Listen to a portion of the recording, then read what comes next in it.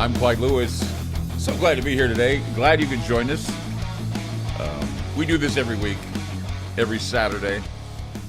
We do it at 11 o'clock Pacific time, then we re-air again at 7 p.m., just so, many people who tune in, can get an early shot of the show live. And then, of course, we rerun it again at 7 p.m. Pacific time on several different channels, Twitch, on Facebook, of course, and then we do it on YouTube and several other locales. Roku, I believe we're going to be starting soon as well, if we haven't done it already. So we're everywhere and anywhere, and it's just a little bit of fun, exposing or at least interviewing people that we consider to be part of the weird culture here in Portland, Oregon. We are weird, keeping Portland weird here on Channel Weird. We're here at the TalkCast PDX studios, and we're very grateful to have this opportunity to talk with, I don't know if you could call him a resident weirdo. He's been, he's involved with ghosts. Okay, then I guess that does sound kind of weird. Planning committee member, sponsor, vendor, coordinator at the Oregon Ghost Conference, Mr. Aaron Collins is with us. How long have we known each other? We've known each other for years. I know I met you at the Ghost Conference in Oregon City when it first started there.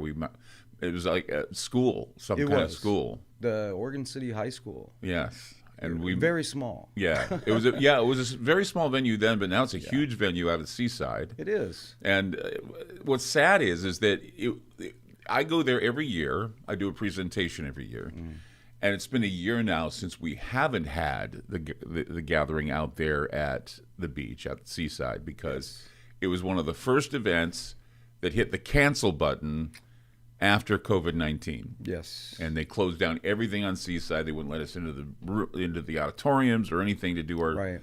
So what now? I mean, I was reading that they're going to do a virtual version, I guess, this year. Yes. Of the Ghost Conference. Yes. But when that happened, I mean, what was the overall feeling and attitude?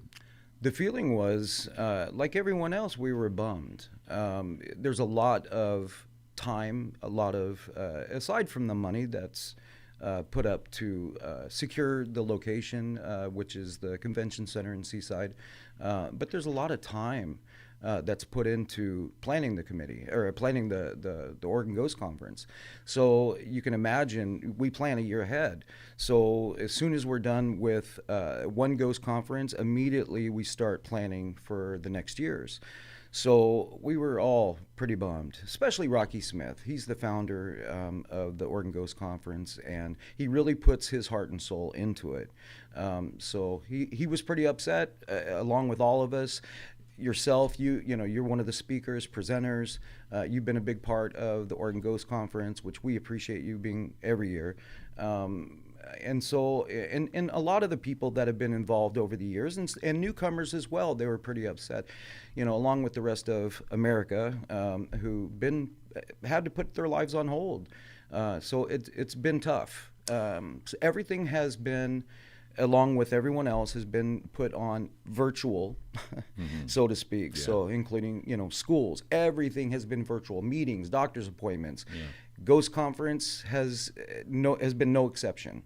I think, I've noticed that, Northwest is a pretty hot paranormal territory. I mean, we've got all these strange mysteries from cryptozoology, cryptos like Bigfoot, and we have ghosts in various places. We have haunted lighthouses and all kinds of crazy stuff, near the oceans. And it's sad because, I mean, I have a lot of people who have, they send me emails all the time saying, well, we remember when Ground Zero was paranormal. Well, so do I. We are paranormal, but right.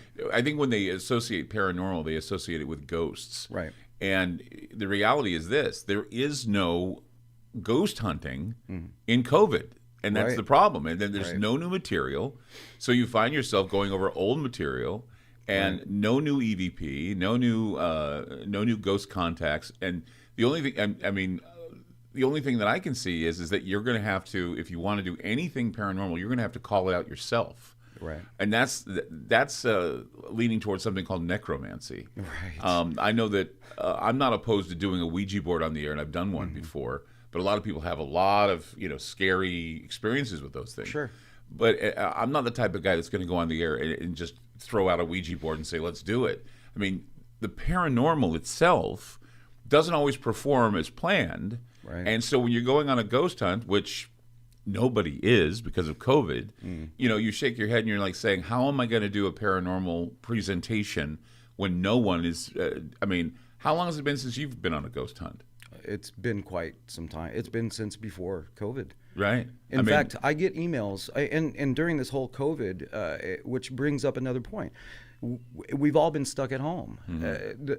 General America has been stuck at home. People have been working from home. So what's happened? Well, people started noticing things.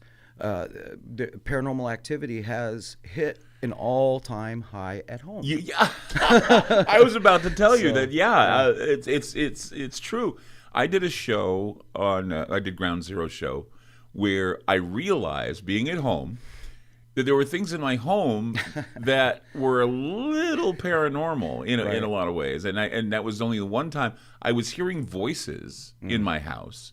Thought I was hallucinating. Thought I was having an auditory hallucination, but I started recording these voices. And the other night, I was sitting at the table working on a project with my computer, and the cats were like looking around, and all of a sudden I heard this sound like scratching on the wall.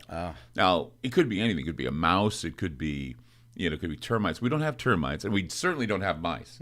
So I was just thinking, what is scratching? And all the animals were looking around too. And and I know that something weird's happening in my home when the animals start getting weird, and they're getting weird again.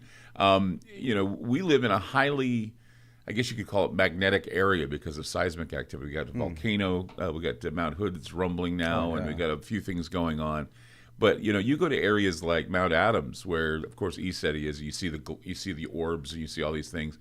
But there was a time that I recall I would be going on 3 or 4 ghost hunts within a year. The last one I went to was Forest Grove. We were at the what do you call the Freemason Masonic Lodge that was turned into a hotel. Yes, yeah. And we were there, stayed in the most haunted room there in the hotel, and we had some very interesting paranormal activity. We had a bucket that was kicked near the fireplace, and I remember sleeping and somebody grabbing my toe in the middle of the night. Wow. So, that was probably the last real ghost experience I had, or a ghost hunt that I went on. And I went on it with my wife arranged it because she said, well, damn, we got to do something. And we did it, and then COVID happened because all of the stuff that we did at the Forest Grove Lodge was going to be presented at the Ghost Conference. Right. No Ghost Conference, no presentation, all that material. We don't know what we did with it. We had it all on tape, and we had some very interesting voices come through and all kinds of other stuff. But it wreaks havoc on this stuff. We call it paranormal, but is it really paranormal? Because we're all spending all this time at home as before we weren't.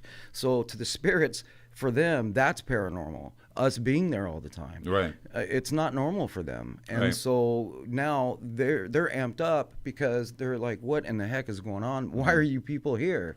Yeah, so I they're remember trying to communicate and find out what's going on. So they're lashing out in a sense, not lashing out, but just saying, making hey, themselves known and wanting to communicate, saying, "What in the world's going on?" Well, it's like I think I called the show "When It Knows You're Home." Yeah. And basically, you don't realize because you're hardly home, right? Because you're going to work and you're doing these things. Exactly. And when you're at work, you don't know what's going on in your house. Exactly. You don't know if things are moving. And your animals do. Oh yeah, they're exposed to it. Yeah. But then there was the time where spending a lot of time at home. Right. Doing more things at home late at night. I'm up at night. My wife is in bed. My stepson's in bed. So I'm the only one that keeps the late night fires burning because I come home from work around 10 or 11 o'clock and I'm tired, but I want to relax. I watch a little TV, maybe, I even drink coffee at night sometimes if I want. And it's not to stay awake, but I drink it, get like a half calf going on and just want to relax. I'm guilty of this. Yeah. And so I'm sitting there and I just, all of a sudden I'm hearing voices.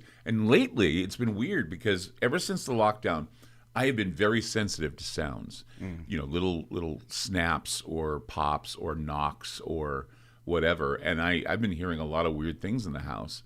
And, you don't want to, you're not going to leap to that outrageous idea that your house is haunted. Sure. But then after a while, you seem to ask yourself, wait a minute, am I in a home that, I've been away from it, working, and now that I'm here, I'm sharing this home with ghosts. Right. And that's always. I may do another show where I revisit that. But the go. problem is, though, is if you're doing anything dealing with ghosts, people want proof. Oh, yeah. Yeah. Because, and I'm sure, and they have some strange, I think, image and action parameter about what a ghostly encounter is like. Yeah. And I think a lot of them would be surprised at how mundane ghost encounters really are. Yeah. I mean, they're not like what you see in the movies. Right. There are a lot of things. I mean, when you have had your encounters, I mean, you're part of Northwest Paranormal. You guys have done investigation. Mm-hmm. What are some of the things that you've experienced the most in ghost hunts? As far as activity goes? Yeah, I mean, what is it that have you seen anything or experienced anything that you couldn't explain that certainly tells you right then and there? I mean, EVP is one thing, but sighting and feeling something is another. Oh yeah, I had an experience. One of my first experiences many years ago was a house in North Portland, and we were in the basement, and the claims were that the homeowners were experiencing seeing apparitions, things were moving in the house, all kinds of things. So we were in the basement, and I was using an EVP, or actually not EVP, it was a EMF detector. There was a bicycle, and I could literally outline a person sitting on the bike using the EMF detector. Wow.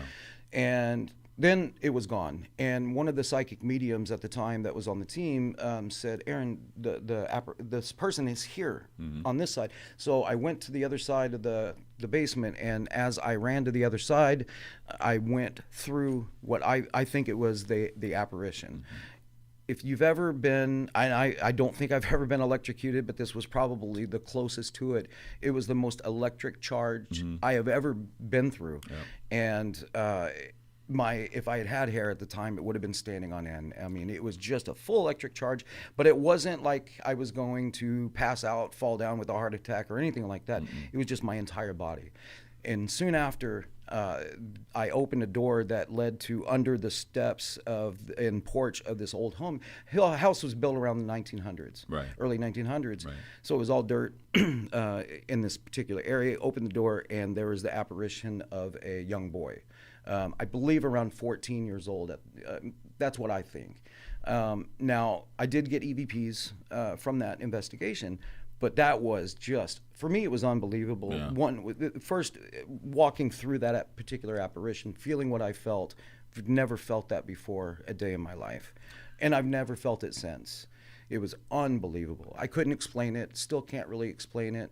I can't say 100%, yes, that was an apparition I walked through, but I'm convinced that that's what happened. I felt something once at a cemetery in Washington. I think Washington cemeteries are haunted. Some of these ones that are in like Washougal and all the the old cemeteries. Old ones, yeah.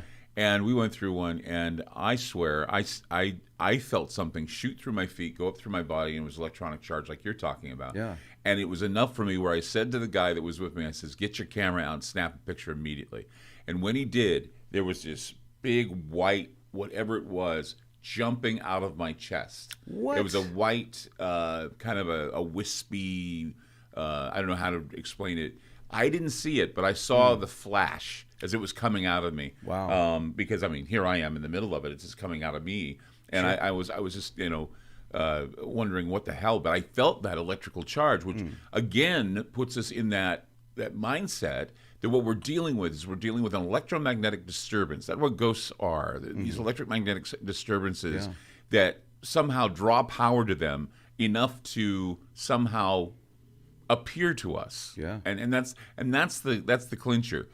When they're grabbing that much power in a certain space, what is that? Is that like a depression that we have, or some sort of imprint that we have in this matrix we're in, where something so traumatizing causes this imprint into whatever it is we're in, and that's why we see the haunting. That's why we see apparitions. Either they're a repetitive haunting, or these ghosts are interacting with us. Right. And it's just bizarre. And that's what people need to understand. There's a difference. Yeah. There's a difference between a haunting and a residual haunting. We'll talk more about that coming up. We got Aaron Collins with us, and fascinating topic about ghosts, the paranormal. Not many of us are going out on ghost hunts because of COVID, and that's probably why you're not hearing a lot of paranormal stories, but here in the Northwest, we have Aaron Collins right here on Channel Weird. We'll be back.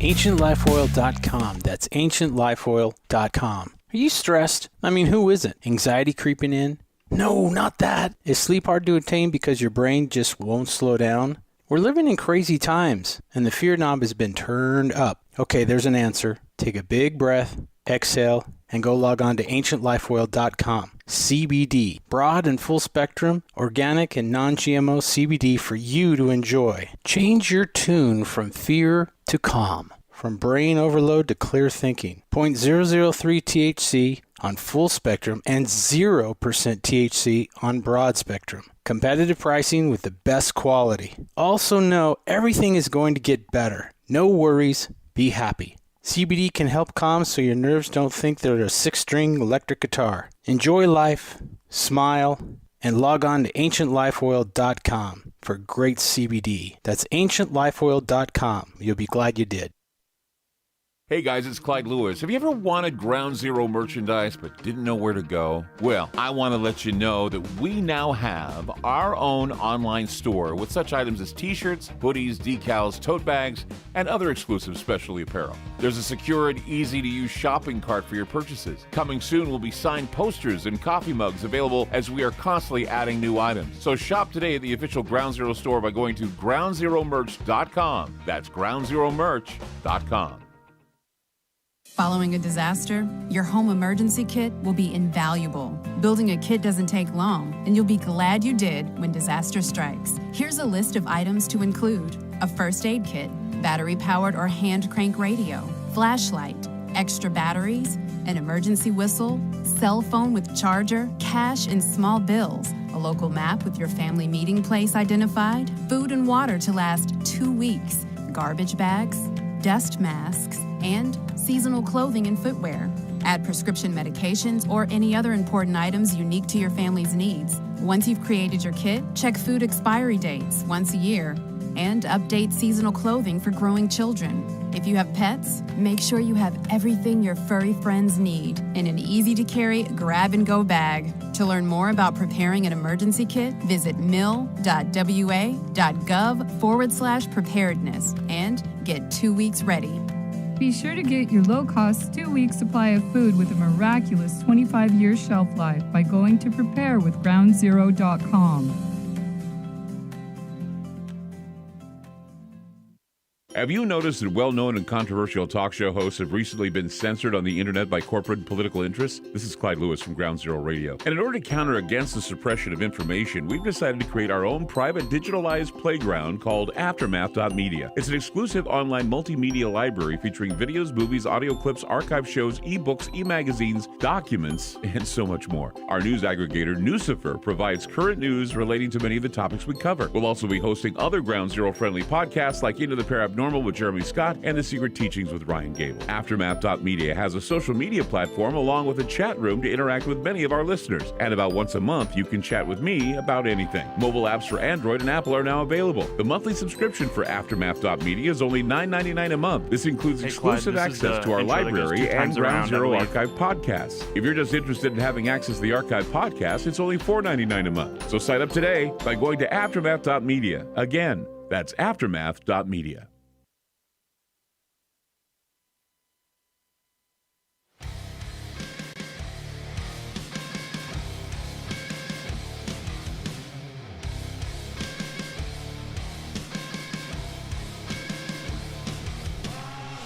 Aaron Collins with us today on Channel Weird, talking about ghosts, paranormal. Many of us aren't getting out much to do paranormal investigations because of the fact that we're locked down in COVID.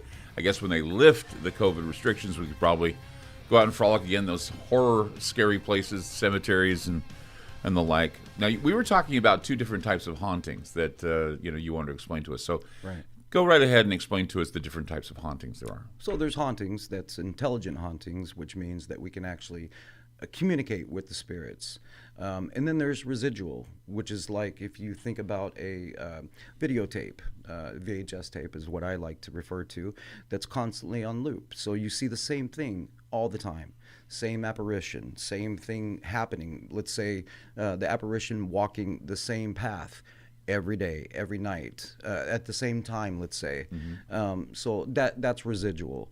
And so a lot of people mix those two up with each other. So, and especially now that people are at home all the time, they may see a residual and think, oh my goodness, there's somebody haunting my place. You're just seeing an imprint in time from the past of someone who may have lived in that particular location, had walked that path 150,000 times in their lifetime in that particular location. And that's what you're seeing. For what reason? I don't know. We don't know. That's why we research. That's why we're investigators. See, that's why, I think a lot of people, this whole idea that we live in a simulation is kind of an interesting concept, because if that's the case, there are times when we get glitches in the system, and those glitches produce ghosts, or they produce echoes in time, or time is trying to sew itself back together again. We're like in the middle of some sort of I guess you could call it a paradox or matrix, where we're trying to whatever it is going on, trying to correct itself. Right. And so it's kind of like watching I guess you could call it a GIF, animated GIF. Yeah. Where the animated GIF keeps going the same over and over and over again. Yeah. Well, that's exactly what we got with ghost activity. It's residual ghost activity, is where you're seeing the same thing repeat over and over again. It's kind of like the trauma has been so great that people sense it, or they feel it, or it's going over and over again in this loop in the head. And they're saying now that when you look at quantum physics, those loops exist, that there's retrocausality and causality, that perhaps we could even see an echo from the future. And with superposition, this is what's really odd, with superposition, even the living can haunt an area. Yes. Which is really bizarre, because somebody could say, well, I saw a ghost of you, but I'm alive. How can there be a ghost of me? Because for some reason, due to superposition, which is this new, I don't know if it's new, but it's just the idea that you can be in two places at once, meaning that, because of this whole quantum, I guess you could call it this conundrum we're in with the quantum conundrum, trying to figure out why the consciousness of the human form can be seen everywhere. Right. And that, that you can actually say, well, I saw you over. No, I was home. No, I saw you. And that is, I think, a new concept that hasn't been explored much in the paranormal, is the idea that the concept that even if you're living, you can haunt a place. Oh, yeah. Our bodies are so powerful. Yeah. And we are energy. And when we believe, as paranormal investigators, when we die, our bodies obviously are going back to the earth. But what happens to our soul? We're energy. And so we believe that the orbs that we see and that we capture are our souls, are us, and in forms of balls of energy. So who's to say that we can't, while we're still alive, do such a thing? I had somebody, I used to frequent this place. I used to go to the Ross Island Grocery to have coffee every day. I used to sit there and be on my computer, and they had free Wi-Fi, and I drank a lot of coffee and was all wired, sitting on the computer doing my work. And then what happened is that they moved from the old market to this new one. It was this new place they opened up. But somebody had said that while they were moving things out, they actually heard my voice in the old market speaking. Really? They said they thought they heard me, and they thought I was walking in. They said it was the weirdest thing. They said, we heard you speaking, and we went, where's Clyde? He's not there. and that's the first time I ever heard of that. I said, well, I haven't been there because the market's been closed all this time, so there's no way I could have been there. So I thought, I never knew anything about superposition. I didn't know anything about what that was. And I learn more about it the more I get into this quantum entanglement. Right. And I like looking at the paranormal now on a quantum level. So if people just want me to tell a good ghost story, that's fine. Sure. If you want to do a good ghost investigation, that's fine. But what I'm doing now is I'm realizing that there's something about ghosts that have a quantum entanglement with living beings. And so it's a quantum thing now for me. It's not necessarily a haunting, but it's something more. Right. That's interesting. Going back to us all being at home and the activity, I get emails all the time from people that want help. That's what I'm about. I'm not about just wanting to go and investigate for fun anymore. There was a time period, yes, being an ordained minister and having a heart to help people, having the skills that I've acquired over the years as an investigator, I want to help people. So I get emails all the time from people wanting me to come and help. Since COVID, I have to think of safety first, and I just can't. I can't go into homes due to that. And so it's troublesome for me because I want to help. And so I have to, June Lundgren, who obviously you know very well, she's been on the show many times. The Demon Slayer. The Demon Slayer, yes, the Demon Seer. But she's also a great, respectable psychic medium and is able to remote view. She's able to remote help. So she can focus on whatever location that people are having trouble, and she can determine through that who's haunting or if it's demonic, negative, whatever, and determine who it is and what it is and take care of it remotely. So I've had to outsource to her for that reason. So I've, over a time, when you do this, or as long as I've done it, you tend to become cynical, not necessarily skeptical, because I've seen powers work. I've seen them work, in front of me, miracles and apparitions and things. I've seen them on ghost hunts. I had many experiences I can relate that, convince me that, something definitely is happening. But one of the things that I got really tired of over the years, and that is that if you're going to go into a ghost hunt, please express to the person you're with or the person that you're doing the ghost hunt for that either you're there to observe and to record, or you're there to exercise. And I think a lot of people believe that when you go, I've seen ghost hunters do this, and it pisses me off. They go in, they think they're exorcists. And they go in and they say things like, go to the light, go to the light, go to the light. And I'm thinking, you know what? Yeah, I saw Poltergeist too, Right. And it's like, and I always tell people, like I'd say I was at a ghost hunt once. I don't know who the person was, but there was this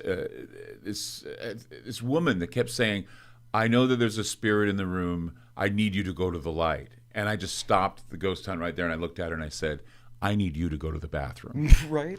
And she said, what? I said, I need you to go to the bathroom. Go to the light to the bathroom. Go to the bathroom. She goes, no. I says, go to the bathroom. No. Go to the bathroom. No. How do you think a ghost feels when you tell it to go to the light? Right. And it doesn't want to go to the light. Exactly. And we want to basically figure out what the hell it wants to say to us, because if there's a ghost that's going to interact with you, don't sit there and say, go to the light. It's like telling you to go to the bathroom. It's like telling you, go outside. Go away. We don't want to. No. Most people, when you go on these ghost things, they like their ghosts. They don't want their ghosts to go away. They just want to know why they have them, right? Well, and I just received an email from a lady who I am going to help, and she said, I just want to know who's here, why they're here, and if it's something that we can coexist with. And so you're absolutely 100% right. I have found with communicating with spirits that not all of them want to. No. They're trying to communicate. They have something to say, and not everybody can hear them. So that's what we're trying to do. We're trying to communicate, and if they can coexist, okay. I can just imagine this. Some person loses a loved one, right? Yeah. They die, and the loved one didn't have a chance to say goodbye. The loved one shows up in ghost form and says, honey, I just want to tell you I love you. Go to the light. Exactly. Go to the light. I don't want to talk to you. Right. Go away. It's such BS. I know. That's why, look, Clyde, you know me well enough to know now, I treat people with respect. I treat people the way I want to be treated. You should treat ghosts with respect. The same thing. Right. I treat people in life the same way I treat people in death. And treat your hallucinations with respect. Absolutely. If you see something and you don't know if it's there or not, treat it with respect. You dang right. That's right. Because it's like, you don't know what it's going to do to you, Oh, look, my hallucination's about to kill me. Right. I don't know. And that's, and that's true, though. I know. I mean, people, they don't understand. You got to be careful. Right. These people throwing, just holy water at everything, and you don't know what you're doing. No. Same thing with the Ouija board. Oh, yeah, I agree. If we can talk about that just for a second, a disclaimer. Look, you don't know what you're doing. Don't touch do it. Yeah, don't Thank do you. it. Yes. There's a way to do it and a way to not do it. You've opened up a wound. We're going to talk about that coming up. This is a great interview. Aaron Collins, a very smart Ghostbuster, with us tonight on Channel Weird. We'll be back with more.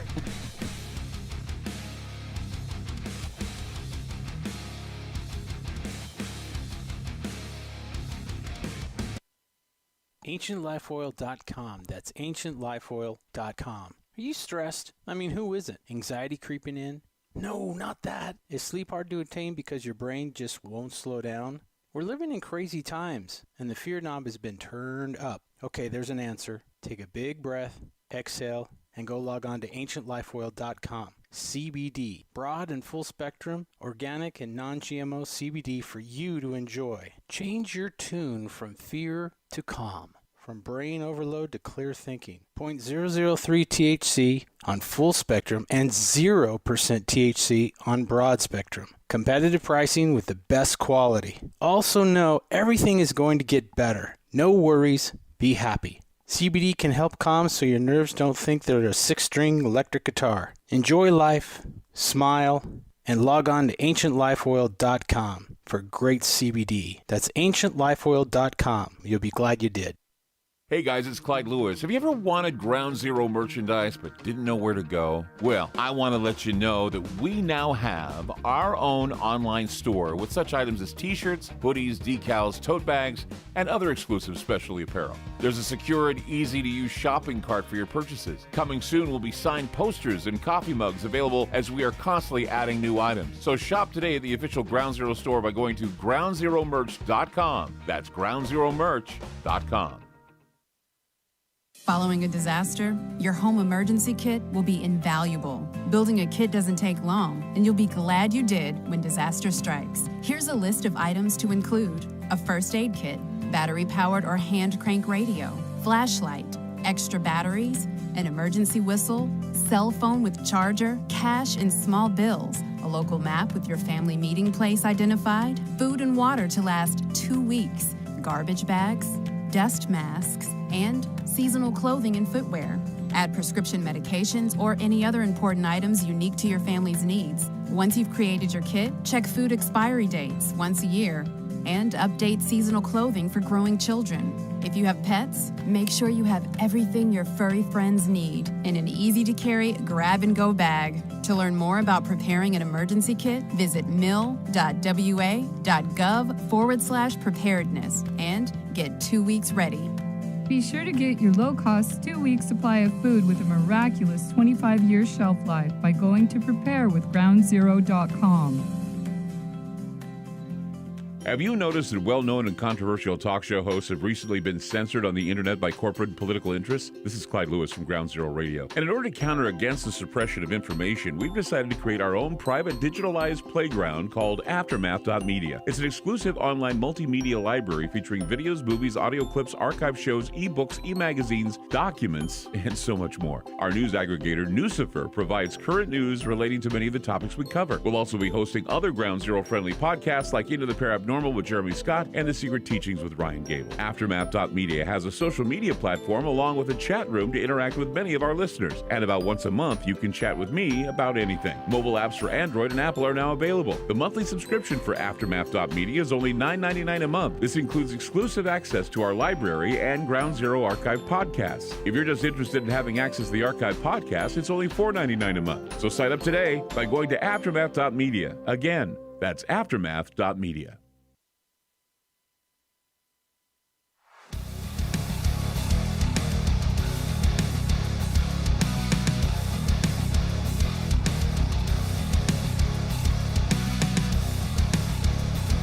Welcome to Channel Weird.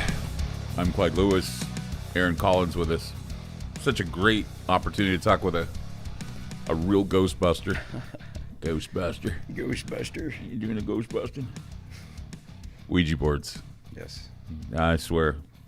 Nothing raises the cockles of someone's neck when you say Ouija board. And I think that the overreaction to Ouija boards is just stupid. It's stupid. And the reason why is because I believe that everybody who said, I had a bad experience with a Ouija board, are lying. Not everybody has had a bad experience with a Ouija board. Some people have, granted, okay? And you know why? Because they don't know what the hell they're doing. That's the key. Yeah. They don't know what they're doing. No. And you know, it serves them right, because I always say to myself, you know, if I ever die, I'm going to ask God for a Ouija board, dude. And the reason why is because I want to scare the holy Ouija shit. board duty. I want to scare the shit out of these Lord, young I hope kids you're that don't know listening to what this. I want to scare kids.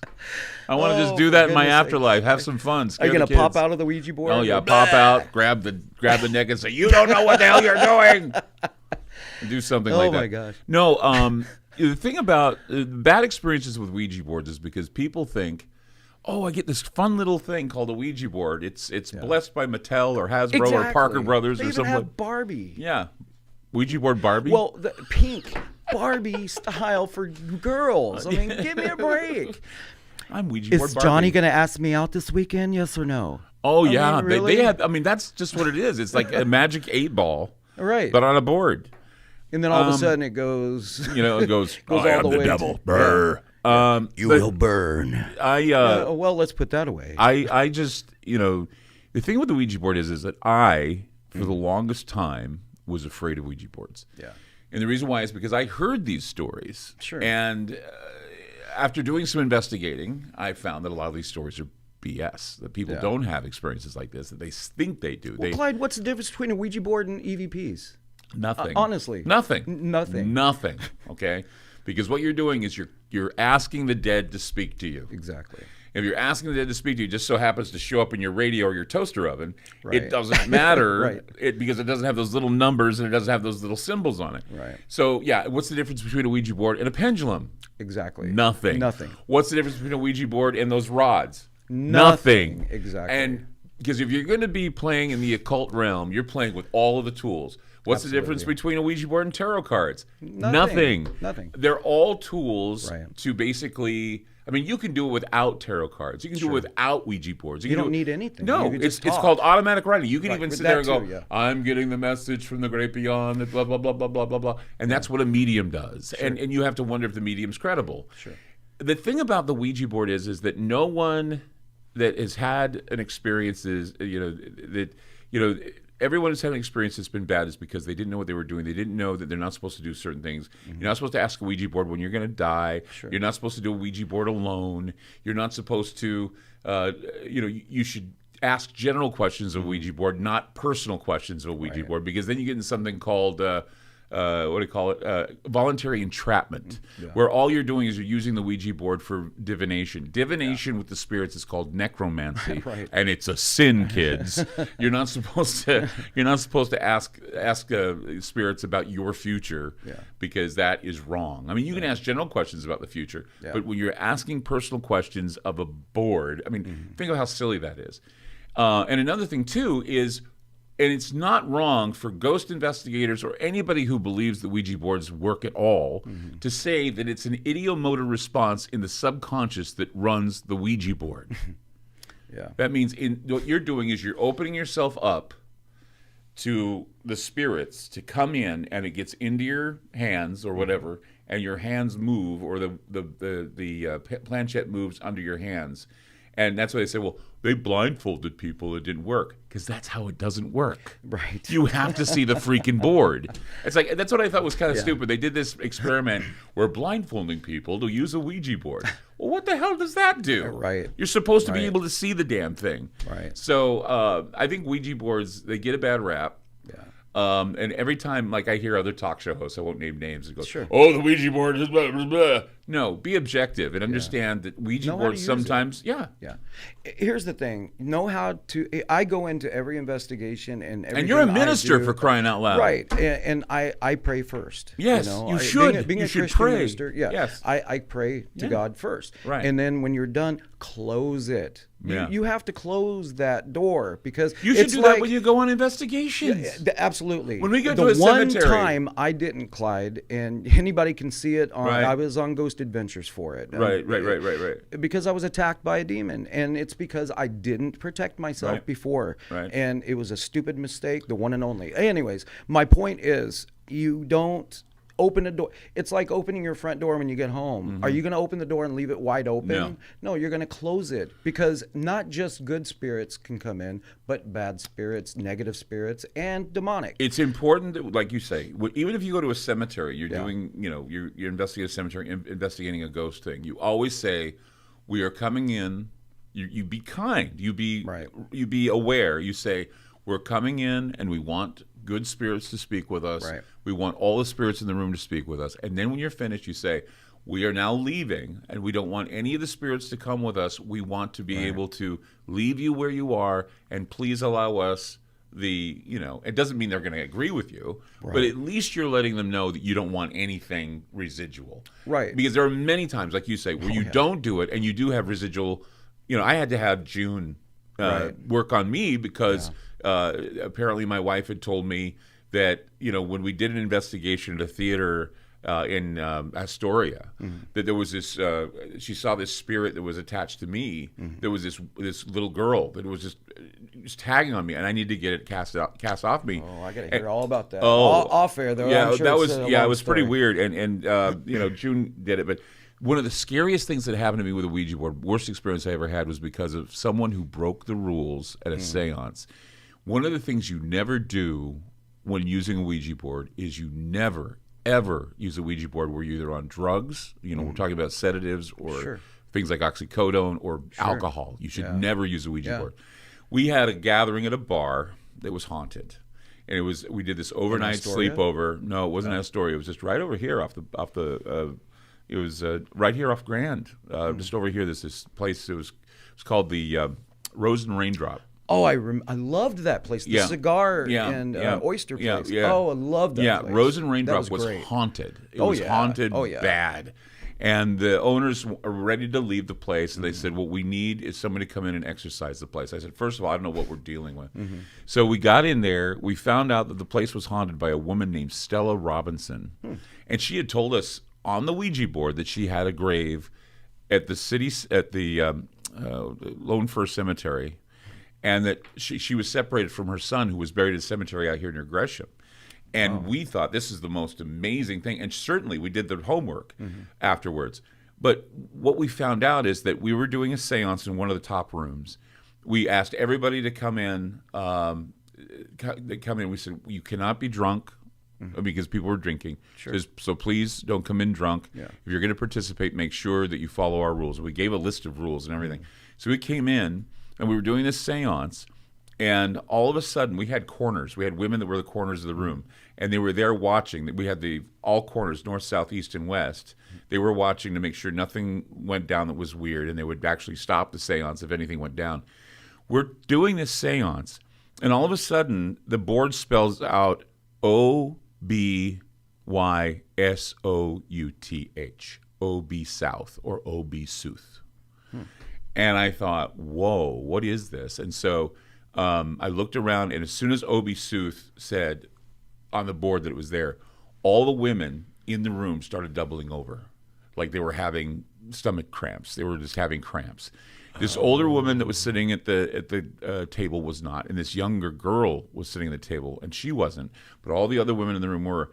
And sitting across from me, I said to my assistant, I says, please find out who Obi Sooth is or what Obi Sooth is. Looked it up on the internet. Obi Sooth was a demon that got on the board that was a demon that basically enters into the wombs of women and kills their children. It's the demon of killing of children. So all these women were doubling over because something was trying to get into them. And come to find out that the woman that was sitting across from me, she had drank and she was pregnant. Oh my gosh, no. And so that demon was looking for her baby. Wow. So I canceled the entire thing, closed the board, closed everything. The women started feeling better. But the only reason why this one older woman didn't get sick was because she had a hysterectomy. Oh my gosh. And the girl that was with her was too young to be in the bar. Oh, wow. So she was in the bar. She was not of age. So we had rule breaker number one, the girl that was not supposed to be in the bar, and the big rule breaker, the woman drinking who was pregnant. And she was going to sue me saying that I was trying to kill a child. I said, you were my drinking. Gosh, are you kidding me? No. After you had all those rules. Yes, and so that was it's because you break the rules while working with the Ouija board, and the Ouija board will bite you in the butt. Absolutely. Perfect example. Yes. Well, we need to talk about the Portland Underground and the Shanghai tunnels. We'll at do some that. point if we have a few minutes. Yeah, we have another come segment. back. Okay, we'll do that. That's another one too. Aaron Collins with us on Channel Weird. It's a weird world. We'll be back with more. Don't go away.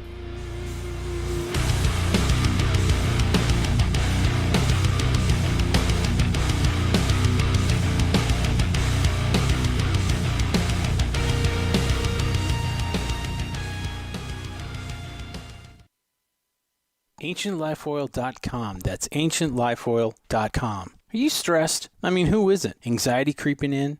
No, not that. Is sleep hard to attain because your brain just won't slow down? We're living in crazy times, and the fear knob has been turned up. Okay, there's an answer. Take a big breath, exhale, and go log on to AncientLifeOil.com. CBD, broad and full spectrum, organic and non-GMO CBD for you to enjoy. Change your tune from fear to calm, from brain overload to clear thinking. 0.003 THC on full spectrum and 0% THC on broad spectrum. Competitive pricing with the best quality. Also know everything is going to get better. No worries, be happy. CBD can help calm so your nerves don't think they're a 6-string electric guitar. Enjoy life, smile, and log on to AncientLifeOil.com for great CBD. That's AncientLifeOil.com. You'll be glad you did. Hey guys, it's Clyde Lewis. Have you ever wanted Ground Zero merchandise but didn't know where to go? Well, I want to let you know that we now have our own online store with such items as t-shirts, hoodies, decals, tote bags, and other exclusive specialty apparel. There's a secure and easy-to-use shopping cart for your purchases. Coming soon will be signed posters and coffee mugs available as we are constantly adding new items. So shop today at the official Ground Zero store by going to groundzeromerch.com. That's groundzeromerch.com. Following a disaster, your home emergency kit will be invaluable. Building a kit doesn't take long, and you'll be glad you did when disaster strikes. Here's a list of items to include: a first aid kit, battery-powered or hand crank radio, flashlight, extra batteries, an emergency whistle, cell phone with charger, cash and small bills, a local map with your family meeting place identified, food and water to last 2 weeks, garbage bags, dust masks, and seasonal clothing and footwear. Add prescription medications or any other important items unique to your family's needs. Once you've created your kit, check food expiry dates once a year and update seasonal clothing for growing children. If you have pets, make sure you have everything your furry friends need in an easy-to-carry grab-and-go bag. To learn more about preparing an emergency kit, visit mil.wa.gov/preparedness and get 2 weeks ready. Be sure to get your low-cost 2-week supply of food with a miraculous 25-year shelf life by going to preparewithgroundzero.com. Have you noticed that well-known and controversial talk show hosts have recently been censored on the internet by corporate and political interests? This is Clyde Lewis from Ground Zero Radio. And in order to counter against the suppression of information, we've decided to create our own private digitalized playground called Aftermath.media. It's an exclusive online multimedia library featuring videos, movies, audio clips, archive shows, ebooks, e-magazines, documents, and so much more. Our news aggregator, Nucifer, provides current news relating to many of the topics we cover. We'll also be hosting other Ground Zero-friendly podcasts like Into the Paranormal with Jeremy Scott and The Secret Teachings with Ryan Gable. Aftermath.media has a social media platform along with a chat room to interact with many of our listeners. And about once a month, you can chat with me about anything. Mobile apps for Android and Apple are now available. The monthly subscription for Aftermath.media is only $9.99 a month. This includes exclusive access to our library and Ground Zero archive podcasts. If you're just interested in having access to the archive podcast, it's only $4.99 a month. So sign up today by going to Aftermath.media. Again, that's Aftermath.media.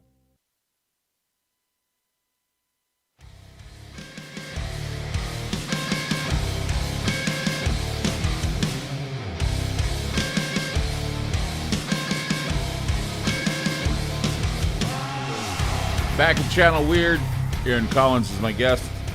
Talking about ghosts and things that bump around, Ouija boards, switchboard to Satan. Not really. It is if you screw around. Don't screw around. No horseplay on the Ouija board. You know, Tunnels. we joke about that voice like that, but good Lord, we're over 50, and I know it's hard to believe. I think my kids think I talk like that. Right? Yeah, well, why even go on to ghost hunt? We're so old now. It's Oh my gosh! I'm just gonna find my way out the door. You know, Clyde, we're going to become armchair ghost investigators. Ghost investigators. Yeah. So the Portland, Shanghai tunnels in Portland Underground. So I was fortunate enough and honored to be trained by Michael P. Jones. Who just passed away. Passed away a year ago. He did a tour with us. He did a tour with us before he passed away. The last tour he did. My wife arranged a tour. He was Ron fantastic. and I and Janine had a personal tour by Michael. Yeah. We went to a different area of the Shanghai Tunnel. We went to the museum, the new area that they cleared out. Yeah. And we had a lot of activity going on in that tunnel. I'll tell you what. It was colder than hell, though. It was in January. It was very active. It is very active. And his passing was a great loss and is a great loss to us all. I was honored to have him personally train me to do the tours. And again, it's a great loss. He was a remarkable man. For him to devote his time, his life to the underground, and the reason being not just to dig out literally, which is what he did, and have so many people volunteer to help dig out those tunnels, but to be able to tell the stories through the artifacts and through people that lived through a lot of that was incredible. And to hear the personal stories one-on-one with him, because I spent a tremendous amount of time learning from him and just listening. Right. He was a master storyteller. And so he is deeply missed. There have been times in the Shanghai tunnels where I've been in there, and I was with Michael, and we'd hear music, and we'd hear like what sounded like the bars of the old days. Oh, you know, yeah. when they were The old-time piano. Yeah, the old-time piano playing. And I said to him, is that a bar upstairs we're hearing? He says, oh, no. He says, it happens all the time. You hear. Yeah. And this is where you're hearing these, what I call romanticized hauntings, where you're thinking you're in another time. Yeah. And if you blink, you're on the Barbary Coast, or you're dealing with, the Barbary Coast, of course, is San Francisco. But I'm saying that whole area from San Francisco to the ports of Portland were all being like pirates and people were being Shanghai sent to China, and it's crazy. Well, it's time travel. You go down to the tunnels, it's like being back in time. And if you think about how many people traveled through there unwillingly, because crimping and Shanghaiing dated back here to the 1850s, right? And really Shanghaiing the term didn't even make it to the dictionary until 1871, because they started it in 1850 around that time here. So back in those days, so it was brutal, and it's still happening. It's human trafficking, and that's basically all it was. But these poor men didn't even know what was happening to them until they ended up on a ship. They were gone 3 to 6 years. 3 years to make it to China, and then if they were lucky enough to live, and then 3 years to get back. What's really bizarre, though, is that while you're right, it was human trafficking in the tunnels. I mean, they would take, people, drug them, drop a trap door, they'd fall into this place, they get, next thing you know, they're on a ship. Yeah. Believe it or not, this area is still a high area for human trafficking because of the I-5 corridor. Yeah. And get people, kidnap them, and take them away a lot quicker because of the corridor. But they were doing this, in this area long time ago. Well, and that's why we devoted, and through Michael and his wife Nita, who had the nonprofit Cascade Geographic Society that put on the tours and did all the wonderful things that they were doing. But that's why we made these tours human trafficking awareness, because it was still happening. The youngest person that we knew of, I believe it was around 10 years old, a child 10 years old, and probably younger now. And this was years ago when I did the tours. So, but spirit-wise, extremely haunted. And I will tell you a story that has to do with mysterious Billy Smith. He was a boxer. He was one of the dirtiest boxers in town. Nobody wanted to box him because he was so dirty. He was a small guy in stature, but he was very powerful. And I was being prepped to learn the ghost tours, quote unquote ghost tours, for October.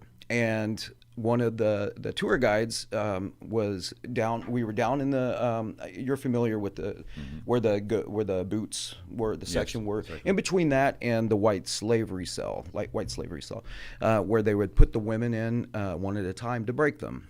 And I was sitting on a bench and listening to her talk about various things to help me with the ghost tour. And out of nowhere behind me was nothing but a wall. On the other side of that stone wall was where the pipes were. Right. So out of nowhere, it's quiet. I had a couple of other tour assistants that I would use. We had already done a tour, so they were down there with me. And we were just sitting there listening because they were going to help me on the tours. And out of nowhere, a hand grabbed me on my shoulder. Now, I'm a big guy. I've been doing investigations for a long time, but I screamed like a baby girl and jumped up, scared them, of course. Yeah. And she was talking about Mysterious Billy Smith. The moment that she talked about how he was so dirty, he became a Shanghaier himself.